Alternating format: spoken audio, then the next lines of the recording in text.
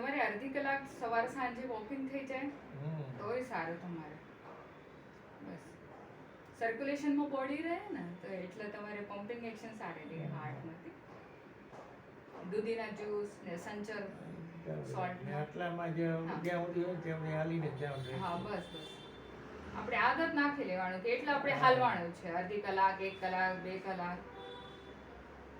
આપણે બધી કામ પોતે કરી લઈએ ને ગાડી સાયકલ મૂકી દેવાની. વોકિંગ ની તમારી જરૂરી નહીં પડે. મૂકી દો.